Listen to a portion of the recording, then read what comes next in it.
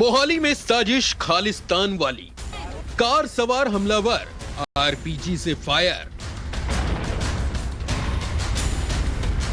खुफिया विभाग का मुख्यालय निशाने पर।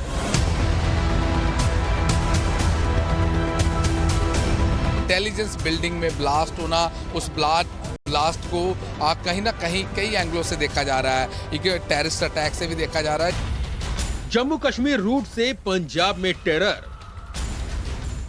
हमारे पास लीड हैं और जल्दी ही हम इस केस को सॉल्व कर लेंगे।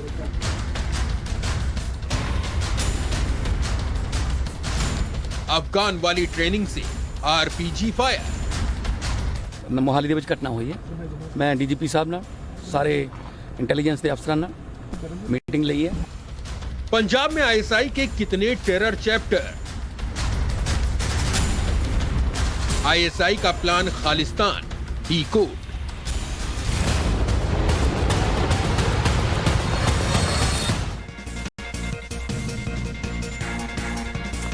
नमस्कार, स्वागत है आपका धाकड़ एक्सक्लूसिव में। मैं हूं आपके साथ अनंत त्यागी। आज सबसे पहले बात होगी मोहाली में हुए खुलासे की। मोहाली में सोमवार की रात इंटेलिजेंस की बिल्डिंग पर ग्रेनेड अटैक किया गया और पहले हम चाहेंगे कि आप एनिमेशन के जरिए जरा समझिए और कोशिश कीजिए कि रात के अंधेरे में पुलिस खुफिया विभाग के मुख्यालय पर हमलावरों ने यह अटैक कैसे किया और क्यों इसकी चर्चा धाकड़ एक्सक्लूसिव में सबसे ज्यादा हो रही है। ये पूरा एनिमेशन जरा आप देखिए। इधर मुख्यालय की बिल्डिंग है, उसके ठीक सामने सड़क को सड़क के उस पार ये गाड़ी से हमलावर आते हैं और ऐसे ही बैठकर इसी मुद्रा में बैठकर आरपीजी से रॉकेट को लॉन्च किया जाता। हालांकि कहा जा रहा है कि आरपीजी में जो रॉकेट था उसमें पुराने बारूद का इस्तेमाल किया तो बिल्डिंग को बहुत खास नुकसान नहीं पहुंचा, बिल्डिंग के शीशे चटके। लेकिन चीजें सिर्फ यहां तक सीमित नहीं रह जाती। इसके पीछे की कहानी जानना आपके लिए ज्यादा जरूरी है क्योंकि ये देश की सुरक्षा और खास तौर पर सीमा से सटे हुए राज्य पंजाब की सुरक्षा से जुड़ा हुआ मामला है। मोहाली में कुछ इसी तरह से कल इंटेलिजेंस बिल्डिंग पर हमला हुआ था और यह हमला इसलिए भी ज्यादा हैरान करने वाला क्योंकि पहली बार पंजाब में हमले के लिए आरपीजी का इस्तेमाल किया गया है। आरपीजी से ग्रेनेड अटैक किया गया है क्योंकि अभी तक जो तस्वीरें सामने आती थी तो जो तालिबानी आतंकी थे वो अफगानिस्तान में चोरी छिपे अमेरिकी सेना पर इसी तरीके से आरपीजी से अटैक करते थे। अब वही पूरा जो घटनाक्रम है, वही जो तकनीक है वो पंजाब में इस्तेमाल की जा रही है। आरपीजी से ग्रेनेड अटैक की कई घटनाएं अफगानिस्तान में उस दौरान सामने आ चुकी हैं, साथ ही साथ जम्मू कश्मीर में भी सामने आई हैं, लेकिन मोहाली में ऐसा पहली बार हुआ है।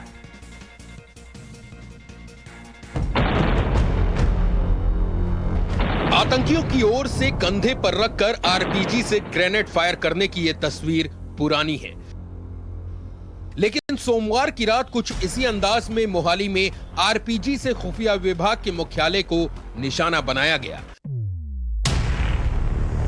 रिहायशी इलाके में खुफिया विभाग की इस इमारत को आरपीजी से ग्रेनेड दागकर टारगेट करने की कोशिश की गई।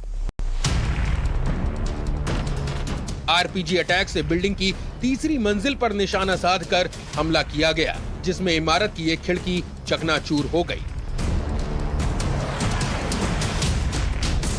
मोहाली में जब यह हमला हुआ था उसके कुछ देर बाद ही टाइम्स नाउ नवभारत की टीम ग्राउंड जीरो पर पहुंच चुकी थी और यहां की तस्वीरें कैमरे में रिकॉर्ड की थी।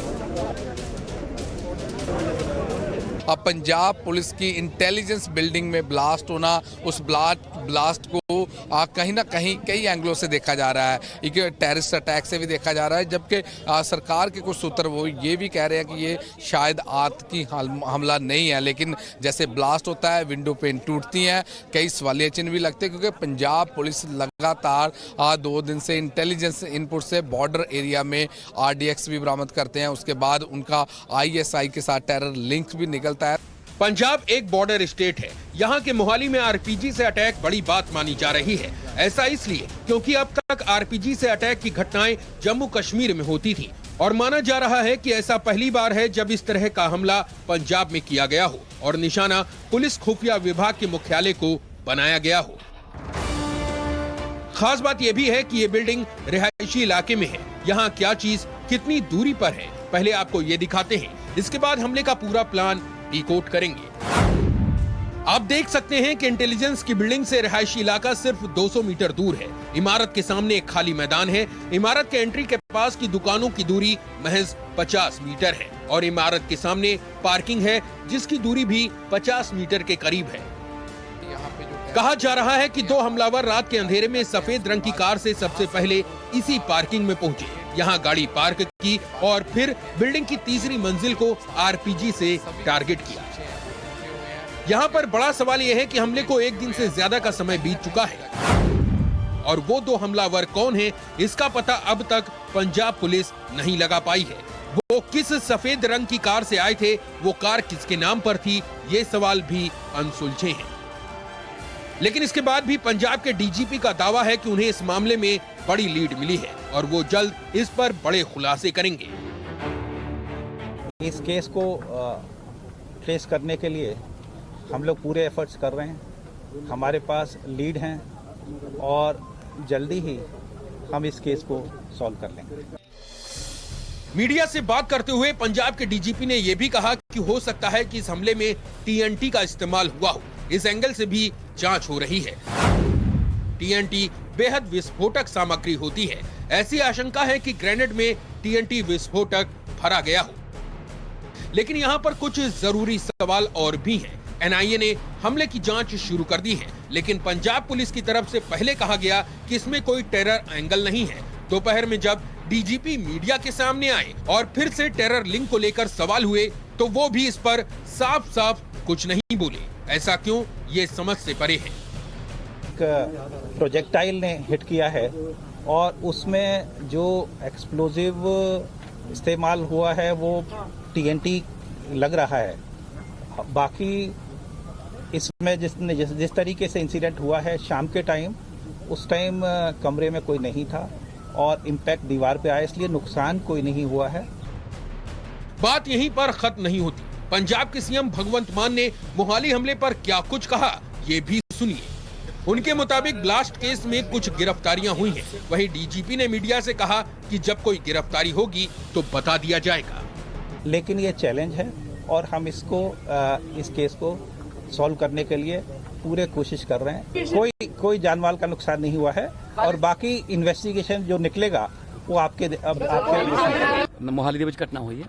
मैं डीजीपी ਸਾਹਿਬ ਨਾਲ ਸਾਰੇ ਇੰਟੈਲੀਜੈਂਸ ਦੇ ਅਫਸਰਾਂ ਨਾਲ ਮੀਟਿੰਗ ਲਈ ਹੈ ਔਰ ਸਾਰਾ डिटेल ਜਿਹੜੀ ਹੈ ਉਹ ਨਿਕਲ ਰਹੀ ਹੈ ਔਰ ਗ੍ਰਿਫਤਾਰੀਆਂ ਕੁਝ ਹੋ ਵੀ ਗਈਆਂ, ਕੁਝ ਹੋ ਜਾਣਗੀਆਂ ਤੇ जड़ों तक पहुंच जाएंगे। सूत्रों के मुताबिक मोहाली अटैक मामले में अब तक 11 लोग हिरासत में लिए गए हैं। इनसे पूछताछ की जा रही है। पुलिस ने मौके से सबूत जुटाए हैं जिन्हें जांच के लिए फॉरेंसिक लैब भेजा जा चुका है। गुरप्रीत चिन्ना, मोहाली, टाइम्स नाउ, नवभारत।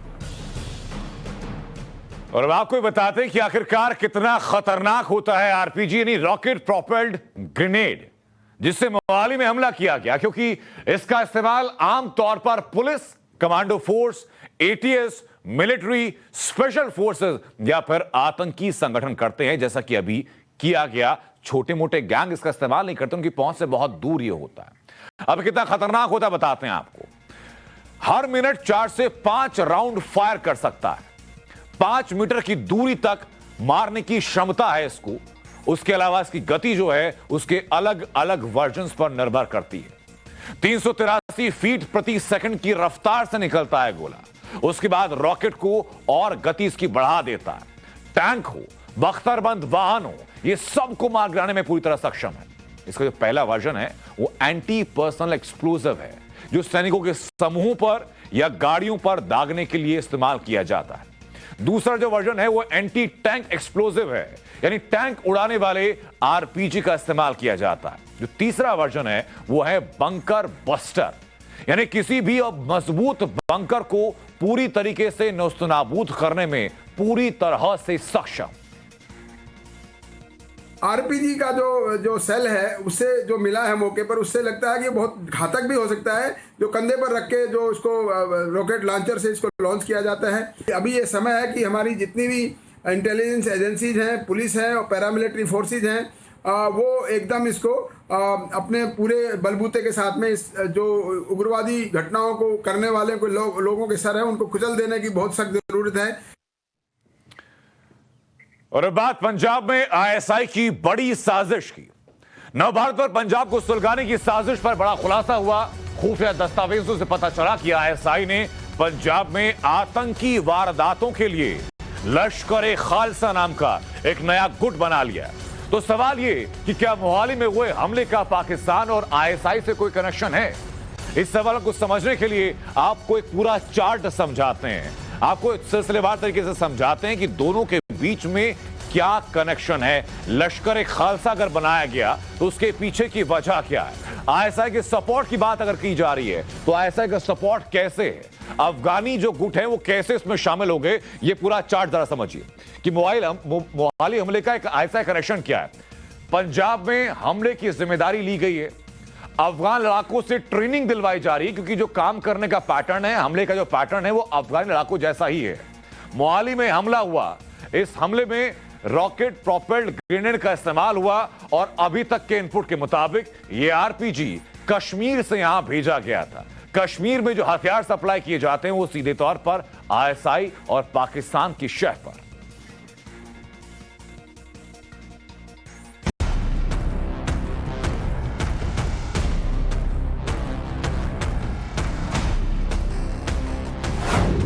कश्मीर में हार, अब पंजाब पर वार।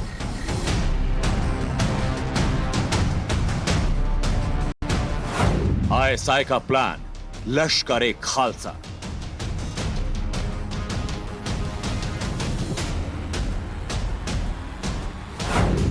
टाइम्स नाउ नवभारत का एक्सक्लूसिव। मोहाली में कल जो हमला हुआ, क्या उस हमले में पाकिस्तान का हाथ है? क्या आईएसआई के इशारे पर पंजाब को अशांत करने की साजिश है? ये समझने के लिए टाइम्स नाउ नवभारत के इस एक्सक्लूसिव खुलासे को ध्यान से देखने और समझने की जरूरत है। टाइम्स नाउ नवभारत के हाथ एक ऐसा दस्तावेज लगा जिसमें पाकिस्तान के नापाक इरादे एक बार फिर बेनकाब हो गए। इस दस्तावेज में साफ साफ लिखा कि आईएसआई जल्दी ही लश्कर-ए-खालसा के नाम से एक आतंकी संगठन बनाएगा, जिसे अफगान लड़ाके ट्रेनिंग देंगे और इस संगठन का काम भारत में आतंकी हमलों को अंजाम देना होगा। इस खुलासे के बाद सवाल यह कि क्या मोहाली हमले के पीछे आईएसआई है? उग्रवादी अपना सर उठाने में कामयाब होते जा रहे हैं पंजाब में, और इसका जो लिंक अभी तक की जो इन्वेस्टिगेशन है, मैं समझता हूं कि पंजाब पुलिस और एनआईए भी इसको देख रहे हैं। और अगर इसके लिंक अगर आईएसआई से और पाकिस्तान की आईएसआई और अफगानिस्तान से अगर जुड़ते हैं तो और ज़्यादा सीरियस घटना हो जाती है। अब सवाल उठता है कि मोहाली में जिस तरह आरपीजी अटैक किया गया, उसका इस्तेमाल अफगान आतंकी ही करते हैं। आईएसआई की प्लानिंग के मुताबिक लश्कर-ए-खालसा के आतंकियों को अफगान लड़ाके ट्रेनिंग दे रहे हैं। ऐसे में क्या मोहाली हमले के पीछे आईएसआई का लश्कर-ए-खालसा है? जो इंटेलिजेंस ऑफिस है वो तो अपने आप में बहुत ज़्यादा सशक्त होना चाहिए, क्योंकि वो तो खबर इकट्ठी करते हैं इनके उग्रवादियों के बारे में, और वहीं पर जाके कोई अटैक करता है तो इसका मतलब उनके सर के ऊपर, उनके घर के ऊपर एक हमला है। और इसको मैं समझता हूँ बहुत सीरियसली इसमें पंजाब सरकार और भारत सरकार लेगी, और एनआईए की मदद से इन जो भी ये घटना करने के वाले हैं इनको जल्दी से जल्दी पकड़ा जाएगा। हालांकि मोहाली हमले पर पुलिस अभी कुछ भी खुलकर नहीं कह रही, लेकिन इस हमले में पाकिस्तान में बैठे आतंकी हरविंदर सिंह रिंदा के हाथ होने से किसी ने इनकार नहीं किया। दरअसल हरविंदर सिंह रिंदा आईएसआई के लिए काम करता है। करनाल में गिरफ्तार आतंकियों के रिंदा के संपर्क में होने की बात सामने आई थी। तरन तारन से बरामद आरडीएक्स में रिंदा का नाम सामने आया। रिंदा पंजाब के तरन तारन का रहने वाला है, जो अब पाकिस्तान में बैठकर भारत के खिलाफ आतंकी साजिश कर रहा है। तमाम साजिशों के बावजूद पाकिस्तान कश्मीर में नाकाम रहा, और इसलिए अब उसकी नजर पंजाब पर है। और इसीलिए आईएसआई ने एक तरफ लश्कर-ए-खालसा बनाया तो दूसरी तरफ आतंकी हरविंदर सिंह रिंदा की मदद से पंजाब में आतंक फैलाने में लगा है। मोहाली से गुरप्रीत चिन्ना के साथ अमित कुमार, टाइम्स नाउ नवभारत, दिल्ली।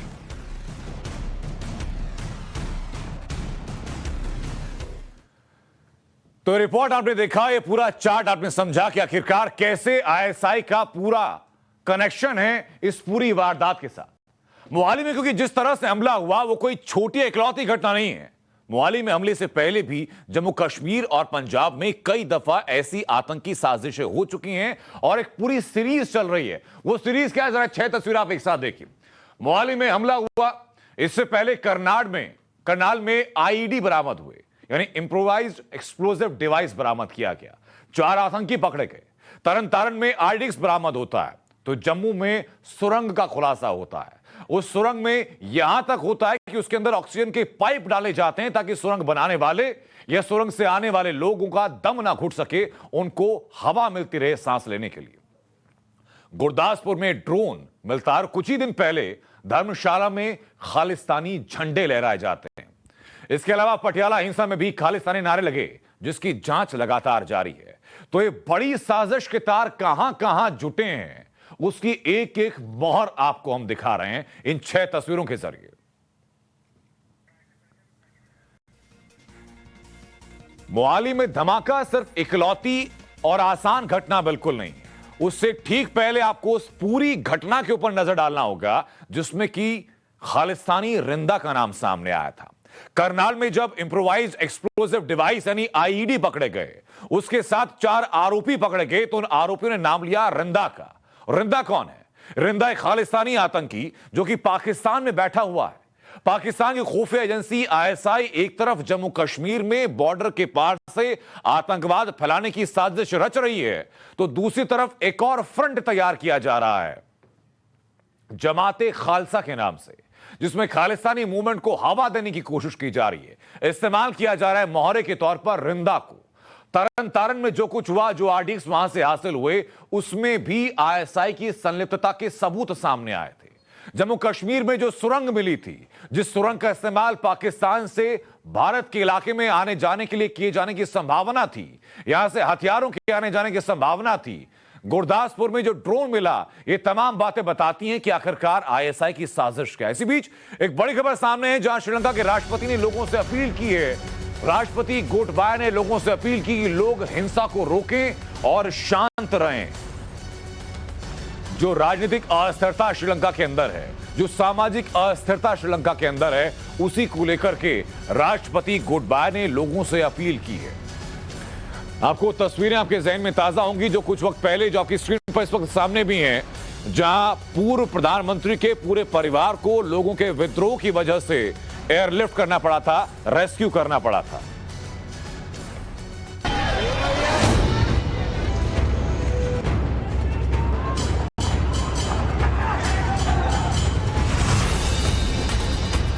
श्रीलंका में विरोध की आग ऐसी सुलगी कि प्रधानमंत्री का घर भी जल उठा। पहले से ही लाचार श्रीलंका में लोगों का गुस्सा ऐसा कि सांसद का घर ही फूंक दिया।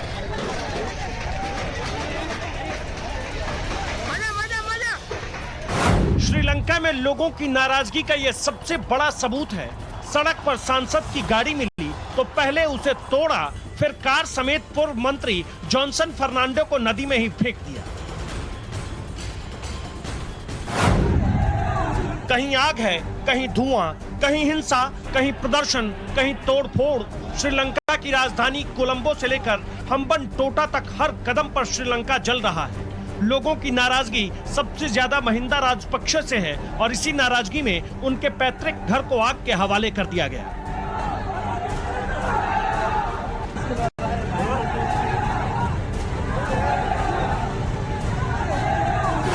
सिर्फ महिंदा राजपक्षे के घर को ही नहीं, उनके भाई राष्ट्रपति गोटबाया राजपक्षे के घर को भी फूंक दिया गया। अब जरा दूसरी तस्वीर भी देखिए। ये श्रीलंका के माउंट लवीनिया इलाके की है। यहाँ भी नाराज लोगों ने नेताओं के घर को फूंक दिया। फिर आगजनी की एक और तस्वीर देख लीजिए, जहां कुरुनेगला के मेयर के आवास पर हमला हुआ तो नेगोम्बो में पूर्व राज्य मंत्री निमल लांजा के घर में आग लगा दी गई।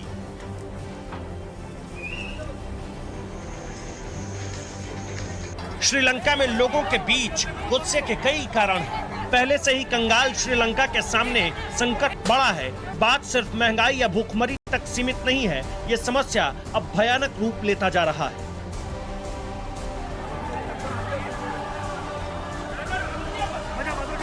एक या दो शहर में नहीं, श्रीलंका के कई शहरों में हालात बिगड़ते जा रहे हैं। भूख, लाचारगी, महंगाई और गुस्से का नतीजा अब तोड़फोड़, प्रदर्शन, आगजनी में तब्दील होता जा रहा है। वो चाहे कोलंबो हो या हम्बनटोटा या कैंडी हो या गाले या फिर दाम्बुला। हालात पहले से ज्यादा खराब हो चुके हैं। हिंसा की आग बुझने का नाम नहीं ले रही। हालात को कंट्रोल में रखने के लिए कर्फ्यू लगा दिया गया है, बावजूद इसके कोई असर दिख नहीं रहा है।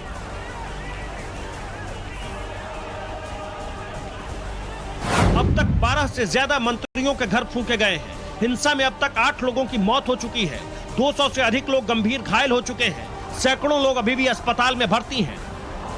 कई शहरों में उग्र होती भीड़ को काबू करने के लिए पुलिस लगातार आंसू गैस के गोले छोड़ रही है। कहीं हवाई फायरिंग की गई। हालात का अंदाजा सिर्फ इस बात से लगाया जा सकता है कि श्रीलंका में 1 महीने में 2 बार आपातकाल लगाया जा चुका है, लेकिन फिर भी सब कुछ कंट्रोल से बाहर है। ब्यूरो रिपोर्ट, टाइम्स नाउ नव भारत।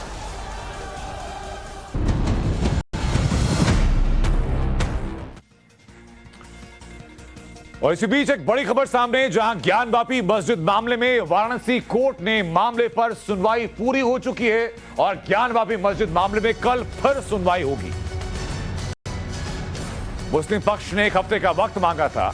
हिंदू पक्ष पर की आपत्ति पर जवाब के लिए 1 हफ्ते का वक्त मांगा था, लेकिन 1 हफ्ते का वक्त दिया नहीं गया और कहा गया कि इस मामले में कल फिर फैसला दिया जाएगा।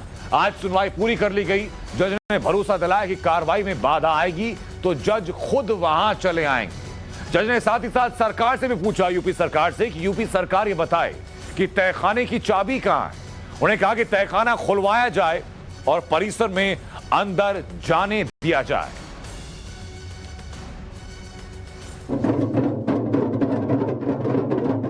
सबसे पहले आप ये वीडियो देखिए।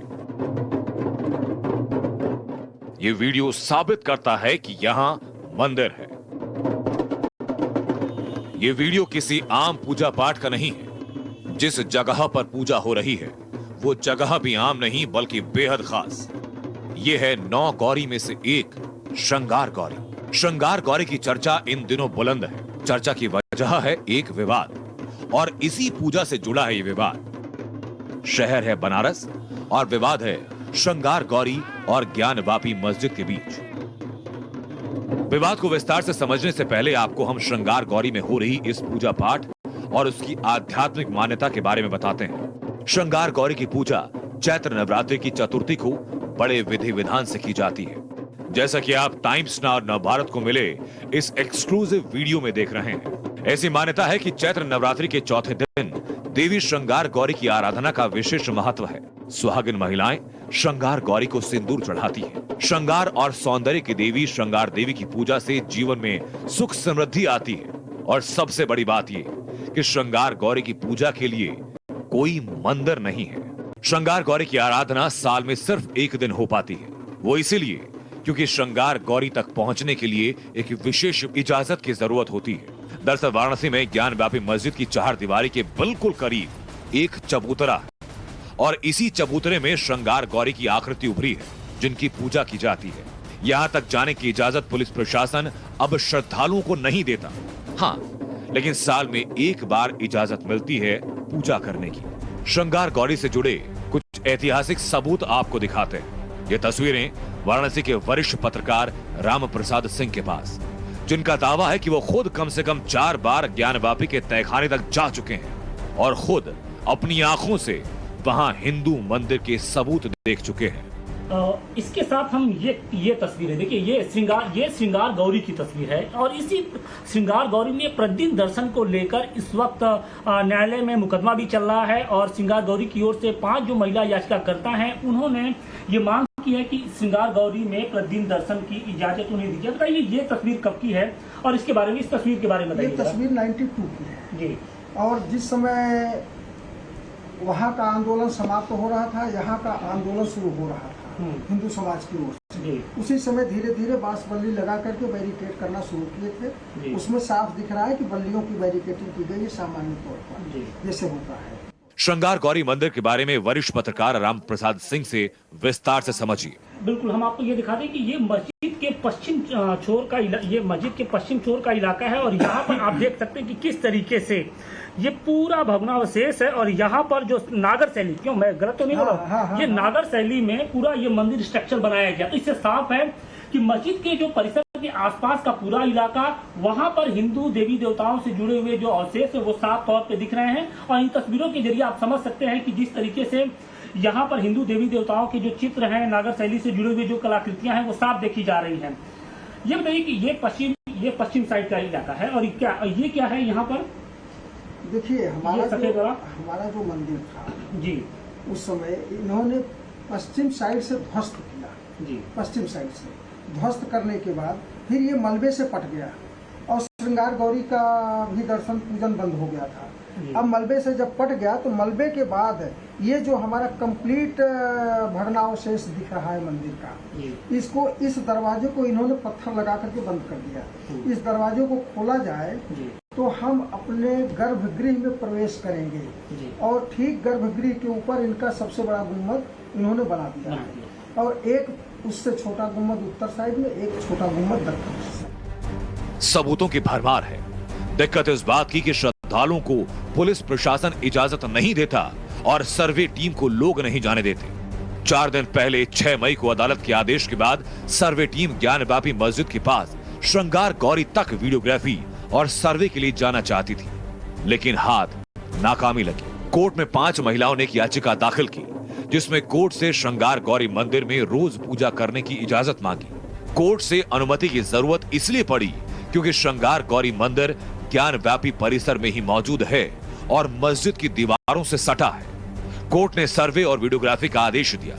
एक कोर्ट कमिश्नर नियुक्त किया गया, लेकिन सर्वे हो नहीं सका। वाराणसी से आशुतोष सिंह के साथ रविकांत राय, टाइम्स नाउ नव भारत। तो ताजमहल के तेजो महालय शिव मंदिर होने के अपने अपने सैकड़ों दावे हैं, लेकिन पीएनओ के जो अपने तर्क हैं वो तर्क क्या हैं वो एक एक करके आपको दिखाते हैं कि तेजो महालय शिव मंदिर अगर कहा जा रहा है तो उसके पीछे पीएनओ क्या क्या तर्क दे रहे हैं। उन्होंने कहा कि ताजमहल नाम का उल्लेख औरंगजेब तक के किसी सरकारी दस्तावेज में नहीं मिलता है। इसे ताज ई महल कहना हास्यास्पद है क्योंकि इस्लामी कब्रों को कभी महल नहीं कहा जाता। पीएनओ ने लिखा कि संगमरमरी जाली के शिखर पर बने कुल 108 कलश हैं जो संख्या पवित्र है और हिंदू मंदिरों की परंपरा के मुताबिक है। तर्क है कि ताजमहल मकबरा होता तो उसमें प्रवेश करते वक्त जूते उतारने की जरूरत नहीं पड़ती, ऐसा मंदिरों में होता है। लेकिन दस्तावेज क्या कहते हैं ये भी आपको एक एक करके दिखाते हैं। शाहजहांनामा का जिक्र आता है जिसमें अपने खंड 1 के पेज 403 पर कहा जाता है कि अतुलनीय वैभवशाली गुंबद युक्त एक भव्य इमारत को इमारत आलीशान या गुंबजे मुमताज को दफनाने के लिए महाराजा जयसिंह से लिया गया। तो वहीं औरंगजेब ने 1652 में शाहजहां को खत लिखा कि मुमताज की कब्र परिसर की इमारतें 7 मंजिलों वाली थीं और इतनी पुरानी हो गई कि उनमें से पानी टपकता था और गुंबद के ऊपरी भाग में दरार पड़ गई। इस खत से साबित होता है कि शाहजहां के वक्त ही ताजमहल इतना पुराना हो चुका था कि उसकी मरम्मत की जरूरत पड़ी। ताजमहल के शिखर पर 4 कोनों में 4 छत्र और बीच में गुंबद है जो हिंदू पंचरत्न की कल्पना है। ताजमहल के गुंबद पर जो अष्टधातु का कलश खड़ा है वो त्रिशूल के आकार का पूर्ण कुंभ है। दरअसल ऐसे सैकड़ों तर्क हैं जो किताब में दिए गए, लेकिन सवाल बड़ा यही कि अगर ताजमहल तेजो महालय था तो भी देश चाहता क्या है। औरंगजेब का पत्र है जो फारसी में है और ये उसका हिंदी अनुवाद है। 8 दिसंबर को ये पत्र जो है 8 दिसंबर 1652 को। ये तो सर ताजमहल के निर्माण की जो अंतिम तारीख कही जाती है 1653, उससे 1 साल पहले। उससे 1 साल पहले का है। तो सवाल ये उठता है कि अगर ताजमहल 1653 में बनकर पूरा हुआ 22 सालों में, तो फिर ये क्या चीज थी जो वहां पर टूट रही थी जिसका जीर्णोद्धार होना था? हाँ, इससे जो संदेह पैदा होता है कि ये कोई पूर्ववर्ती इमारत है जो काफी पहले बनी थी और बाद में वो मकबरे में तब्दील की गई। साइंटिफिक उस पर सर्वेस किए गए थे, उसमें भी एग्जैक्टली वही चीज़ निकल के आई जो शाहजहां के सोर्सेज में बनाई गई थी। बिल्कुल सही बात है कि जय सिंह की हवेली थी और उसको खरीद के उस जगह के ऊपर ये मकबरा बनवाया गया। वहाँ के ऊपर न कोई मंदिर था और न कोई उसके अवशेष आज तक मिल पाए। 1666 में शाहजहां तो मर गया, मगर विवाद जिंदा है। लगातार आवाजें आती हैं कि ताजमहल दरअसल तेजो महाल है और हिंदुओं की आस्था का केंद्र है। ऐसी आवाज फिर बुलंदी पर है। ताजमहल के मुख्य मकबरे और चांदनी चौक के नीचे भगवान शिव का मंदिर होने का दावा किया जा रहा है और इसलिए ताजमहल के उन्हीं 22 कमरों को फिर खोलने की मांग की जा रही है, जिन्हें लगभग 45 साल पहले भारतीय पुरातत्व विभाग ने शायद हमेशा के लिए बंद कर दिया था। याचिका दाखिल हो चुकी है। सुनवाई 12 तारीख को होनी है। याचिकाकर्ता दावा भी कर रहा है कि 22 कमरों के खुलते ही सफेद संगमरमर के नीचे दफन किए गए कई स्याह राज सामने होंगे। दावा किया जा रहा है कि सफेद उजले संगमरमरी जाली पर 108 कलश मौजूद है। 108 जो सनातन में एक शुभ अंक माना जाता है। बहरहाल याचिकाकर्ता के वकील दावा कर रहे हैं कि ताजमहल को 1653 में बनाया गया। औरंगजेब के एक खत का हवाला भी दिया जा रहा है, जिसमें वो अम्मी यानी मुमताज की कब्र की मरम्मत की बात कर रहा है। मांग की गई कि तमाम आकलनों पर विराम लगाने के लिए एएसआई और इतिहासकारों की एक फैक्ट फाइंडिंग कमेटी बनाई जाए और वो कमेटी एक रिपोर्ट तैयार करे। आपको याद होगा कि कुछ वक्त पहले ताजमहल में हनुमान चालीसा पढ़ने पर विवाद भी हुआ था, तो हिंदू धर्म गुरु आचार्य परमहंस को प्रवेश करने से रोक दिया गया था। मैं यहाँ आया था चूंकि यह तेजो महाल है, शंकर जी का मंदिर है, जिसको गलत इतिहास बताया गया बच्चों को कि ताजमहल नहीं तेजो महल है और वहाँ शंकर जी की अभी भी पिंडी दबी हुई है। काउंटडाउन शुरू हो चुका है। 48 घंटे में कोर्ट में सुनवाई होनी है। कोर्ट तय कर देगा कि ताजमहल के तेजो महल होने की याचिका का क्या होगा। साथ ही तय हो जाएगा कि 22 बंद कमरों का राज सामने आएगा या नहीं। तय हो जाएगा कि दशकों से बंद वो 22 कमरे खोलेंगे या नहीं। Bureau report, times now Navbharat. देश के 135 करोड़ लोग जानना चाहते हैं कि ताजमहल के बंद पड़े 22 कमरों में क्या है। वो जानना चाहते हैं कि इलाहाबाद हाई कोर्ट में जो याचिका दायर की गई वो क्यों दायर की गई, उस याचिका में क्या है। आइए कुछ बातों से हम राज़फाश करते हैं। इलाहाबाद हाई कोर्ट में याचिका दाखिल की गई। याचिका में ताजमहल के 22 बंद कमरों का जिक्र किया गया।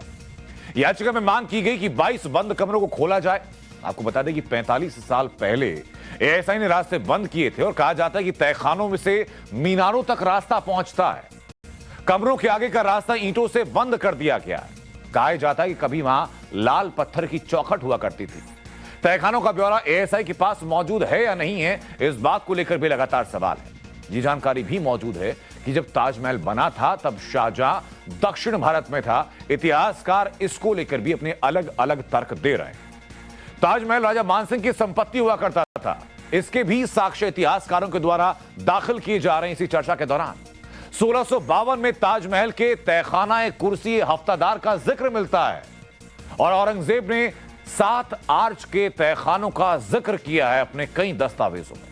तहखाना 1874 से ब्रिटिश सरकार के रिकॉर्ड में भी मौजूद है।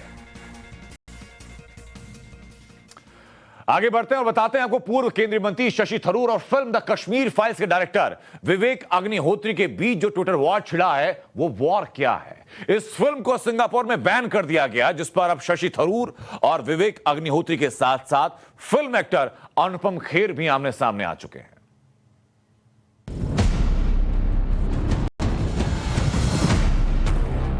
हमारे लोग मर रहे हैं सर। कश्मीर चल रहा है, खुलेआम कश्मीरी हिंदुओं का कत्ले आम हो रहा है। कश्मीरी पंडितों के नरसंहार पर बनी फिल्म द कश्मीर फाइल्स को सिंगापुर में बैन किया गया। तू जानता ही क्या है कश्मीर के बारे में? तो पूर्व केंद्रीय मंत्री शशि थरूर को सियासत का मौका मिल गया। उन्होंने ट्विटर पर सिंगापुर के चैनल न्यूज एशिया का आर्टिकल शेयर करते हुए लिखा, भारत की रूलिंग पार्टी की ओर से प्रमोट की गई film the Kashmir files Singapore में बैन कर दी गई है।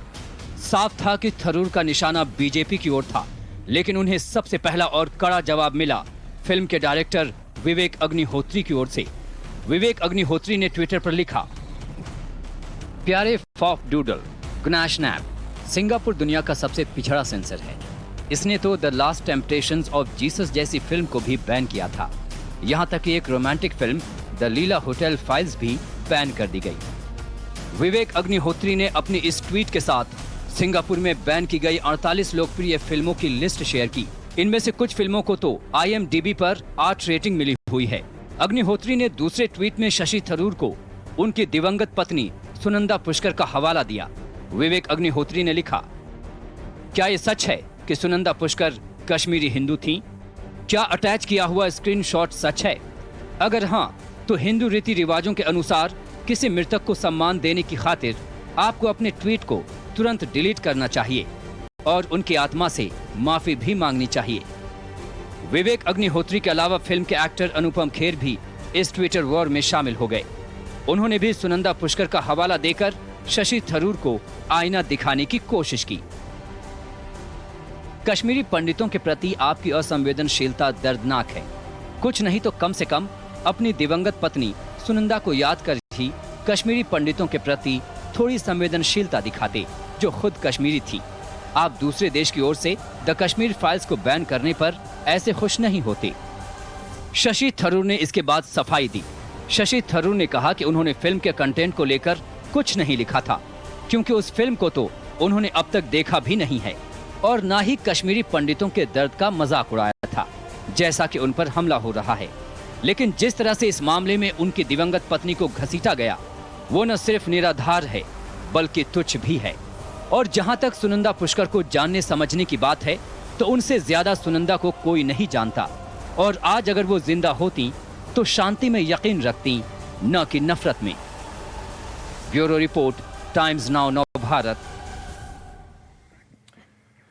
और इसी बीच बड़ी खबर यह कि श्रीनगर की एक अदालत ने कश्मीरी पंडित सतीश टिक्कू की कथित हत्या में पूर्व आतंकवादी फारूक अहमद डार और बिट्टा कराटे के खिलाफ एक याचिका पर सुनवाई स्थगित कर दी। याचिका स्थगित करने की वजह से याचिकाकर्ता के वकील को श्रीनगर एयरपोर्ट से अदालत तक लाने के लिए सुरक्षा प्रदान न करना है। वकील उत्सव बैंस, जिन्होंने आरोप लगाया कि जम्मू कश्मीर पुलिस ने सुप्रीम कोर्ट के आदेश के बावजूद उन्हें सुरक्षा प्रदान नहीं की, लिहाजा वो श्रीनगर अंतर्राष्ट्रीय एयरपोर्ट से वापस दिल्ली लौट गए। अब 23 मई को इस मामले पर सुनवाई होनी है। सतीश टिक्कू का गुनहगार बिट्टा कराटे और उसे की गई सजा कब मिलेगी, इंतजार टिक्कू परिवार को है। उसी पर बात करने के लिए हमारे साथ लाइव जुड़े हैं रमेश टिक्कू, जो कि सतीश टिक्कू के भाई हैं, और राकेश हांडू, जो कि सतीश टिक्कू के दोस्त हैं। सबसे पहले रमेश जी, मैं आपसे जानना चाहूंगा कि क्या इसको स्थानीय प्रशासन की आप लापरवाही मानते हैं कि पता होने के बावजूद सुरक्षा ना देना और उसकी वजह से सुनवाई टल जाना? जी हाँ, ये तो हमारे लिए एक ब्लैक डे है आज का। हमारे वकील को सिक्योरिटी ना देने का मतलब है कि एक सोची समझी साजिश है। इसके तहत इस केस को कमजोर करने की कोशिश है। और दूसरी बात, मुझे बताइए, क्या उन निर्दोष हिंदू को, मुसलमानों को जिनको बिट्टा कराटे ने मारा, क्या उनको इंसाफ नहीं मिलना चाहिए? और ये कैसे ये एक कम्युनिटी का सवाल नहीं है। हाँ जी, ये एक कम्युनिटी का सवाल नहीं है। तो ये एक कातिल जिसने कम से कम 20 से 25 हिंदू, जिसमें मुस्लिम भी है, मारे गए हैं, उसे बचाने का षड्यंत्र रचा जा रहा है। लेकिन राकेश जी, ये षड्यंत्र रच कौन रहा है? और जैसा कि यहाँ पर रमेश जी कह रहे हैं, केस कमजोर करने की कोशिश तो कौन करेगा ऐसी कोशिशें? जी, इसमें तो है जी, ये देखो जी, मैं राकेश जी वापस लूं, मेरा सवाल ये राकेश हांडू जी से, मैं लौट रहा हूं आपके बाद रमेश जी। हाँ, मैं आपको ये बोलना चाहूंगा कि मेरे को आज 1990 वापस याद आ रहा है। जो आज परिस्थिति वहां पे है कि हमारे वकील को सिक्योरिटी ना दी गई, जबकि सुप्रीम कोर्ट के आदेश हैं कि उनको प्रॉपर सिक्योरिटी दी जाए। 90 में भी यही हालत थी, जब वहां पे एडमिनिस्ट्रेशन फेल हो गई थी। मैं वहां पे जाके मैंने वहां सिक्योरिटी फोर्सेस के साथ काम किया, तब भी जम्मू कश्मीर का रवैया वही था जो आज है। तो हमें हैरानगी इस बात की है कि आज हम किसको ब्लेम दें। आज वहां पे नेशनल कॉन्फ्रेंस की सरकार नहीं है, आज वहां पे पीडीपी की सरकार नहीं है, आज वहां पे कांग्रेस की सरकार नहीं है। वो एक यूनियन टेरिटरी है जहां पे आज गवर्नर रूल है। तो हम किसके पास जाएं? ये सवाल मैं इस देश से पूछना चाहता हूं कि आज मोदी जी बैठे हैं, अमित शाह जी बैठे हैं, क्या वो देश को जवाब दे सकते हैं कि आज हमारे वकील को सिक्योरिटी क्यों नहीं दे पाए? बिल्कुल, जबकि सुप्रीम कोर्ट का ऑर्डर है, उसको वहां से वापस भेजा गया वहां। जी, रमेश टुकड़ी जी, आपकी टिप्पणी क्या है कि क्या ऐसी ही चीजों के चलते इंसाफ में देरी आप महसूस करते हैं? जी हाँ, बिल्कुल। इसमें केंद्र और जम्मू कश्मीर सरकार का यह सुनिश्चित करना होगा कि हमारे वकील को सिक्योरिटी प्रदान की जाए और इस मामले में छानबीन हो कि आज उन्हें सिक्योरिटी क्यों नहीं मिली, कि उसका कोई एयरपोर्ट से वापस लौटना पड़ा। ठीक है सर, केंद्र सरकार को इस केस के हेयरिंग कश्मीर के बाहर जब आपके वकील एयरपोर्ट से वापस लौट रहे थे सर, उस वक्त आपकी बातचीत हुई थी उनके साथ? हाँ जी, हाँ जी, हाँ जी। वहां पर उनकी वो सिक्योरिटी उस वक्त नहीं मिली, वहां पर मना किया गया। उनको कुछ ऐसे बोल गया कि मतलब अभी कुछ हालात वहां पर कुछ खराब है, ये है वो, इस चक्कर में उनको जी वहां से भगा दिया। हम उम्मीद करते हैं लेकिन सर जो अगली सुनवाई होगी इंसाफ की पूरी तस्वीर आप लोगों के सामने साफ होगी। बहुत शुक्रिया रमेश और राकेश आंडू जी हमको जुड़ने के लिए।